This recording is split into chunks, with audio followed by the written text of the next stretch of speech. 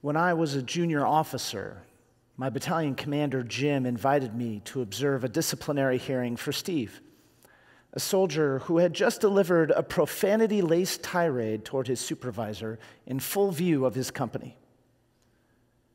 Jim gently listened as Steve revealed his side of the story and thanked him before dismissing him from the room.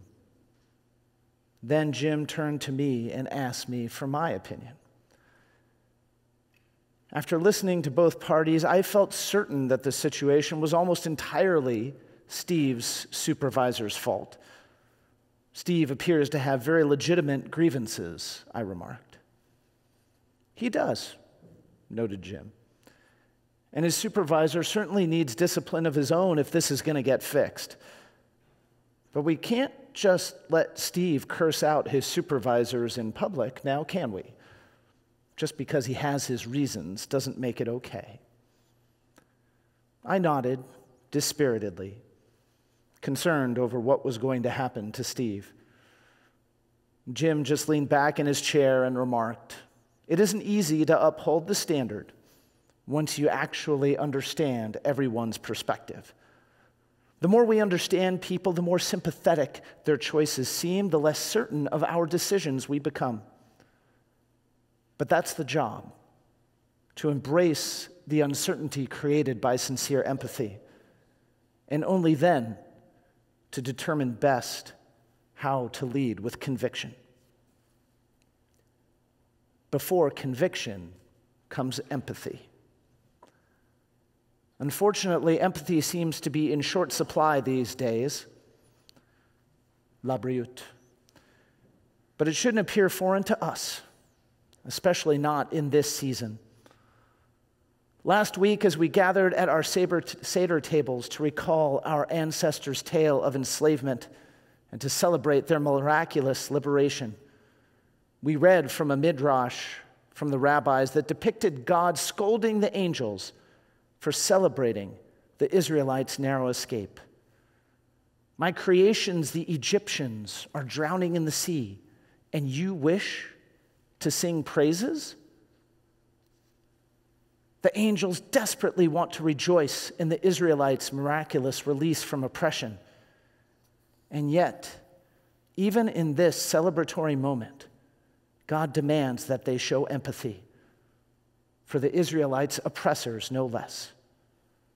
And in repeating this midrash year after year at our Seder tables, we do the same, holding in one moment both gratitude for our liberation and sorrow for the trauma and loss of life that accompanied our freedom. This is what our tradition demands. Before we celebrate our people's story of redemption and Jewish survival throughout the generations in the face of destruction, we must mourn the trauma suffered by Egypt. Before conviction comes empathy. And as we seek to address the still unfolding crises afflicting our people in Israel, on college campuses, and throughout the world, we must remember this lesson from our tradition.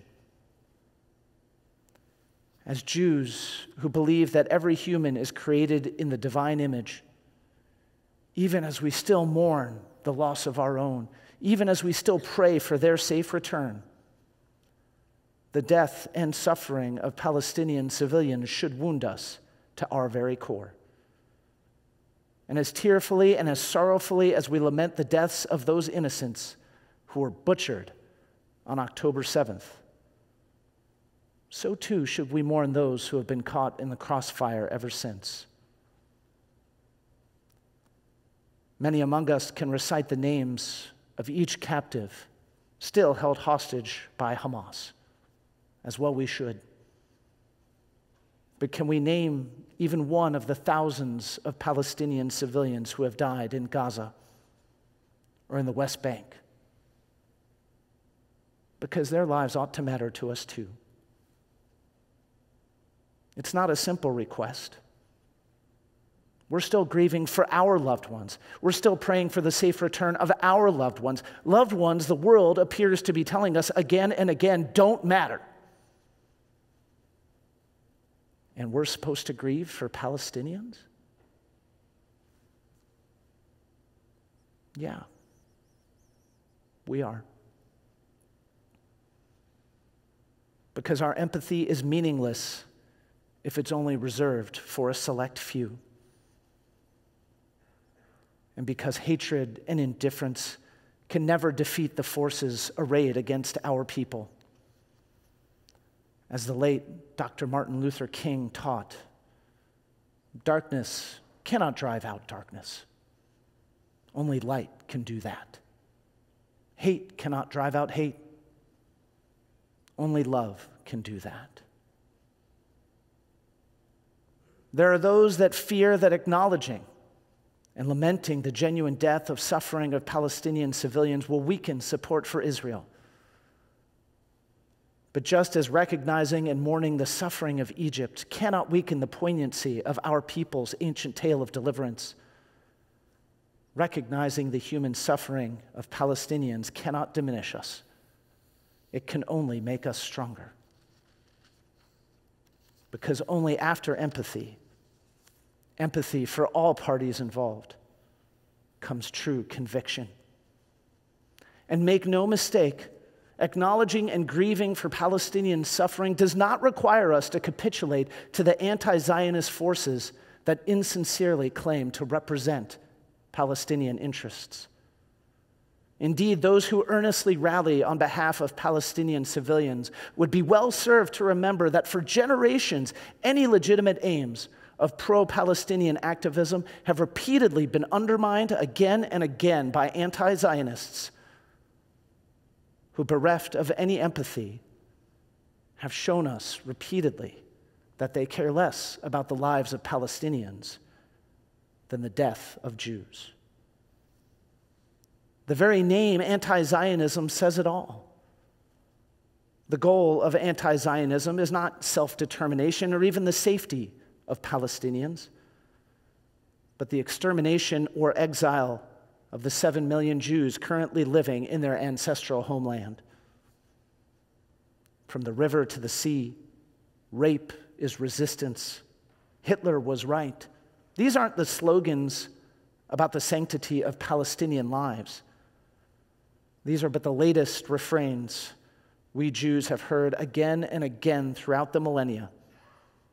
From Jerusalem and Masada to Spain and Damascus and Baghdad to Auschwitz and Buchenwald to Paris and Pittsburgh.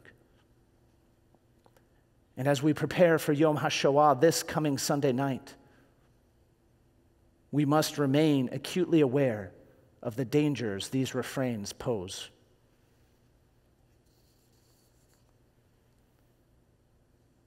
The people of Palestine have suffered greatly, not just now, but for the past 80 years. And they deserve our empathy, our pity, and frankly, our help.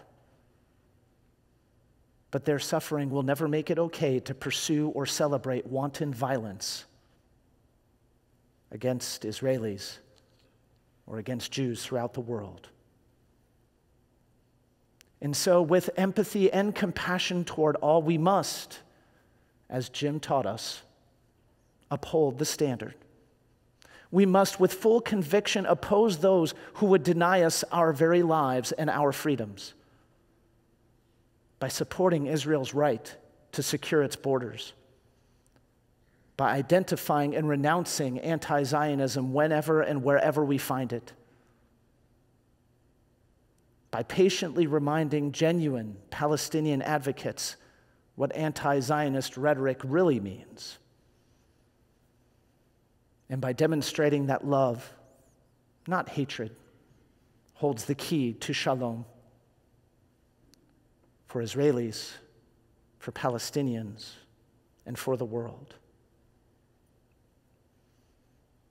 I want to conclude my remarks tonight with Rabbi Yoshi's prayer for our college students, faculty, and staff who remain on the forefront of this decisive struggle here at home. This prayer was published this morning in our daily Kavanot. If you haven't yet subscribed, you should do so.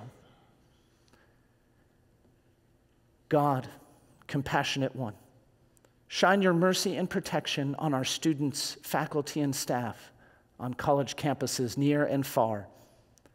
In this time of division, when so many members of our Jewish community are feeling afraid, isolated, and targeted, we ask humbly for your mercy and your help. Grant us safety and well-being, physical, spiritual, and emotional, in this moment of terrible tension, friction, and violence. God, source of wisdom and understanding, guide us so that our disagreements may be l'shem shamayim, for the sake of heaven. When we argue with others, with one another, or even with you, help us always to choose our words with care and with kindness. May we have the empathy and humility to stand up proudly for what we believe in, without vilifying or condemning those with whom we disagree, recognizing that our fellow students and colleagues were also created, b'tselem Elohim, in your image and likeness. May we have the patience to embody the value of dan l'kaf zechut, judging one another favorably in every interaction, in every encounter. May we have the restraint to control our passions so that our anger, hurt, and disappointment will never erupt into hate speech or violence. Implant within us the strength and resilience to speak out for what is right and to advocate for what is just, always in ways that are consistent with the value of kavod habriot, respecting our fellow creatures. God, shine your countenance upon us so that we may know your most precious blessing, the gift of wholeness and peace, the gift of shalom.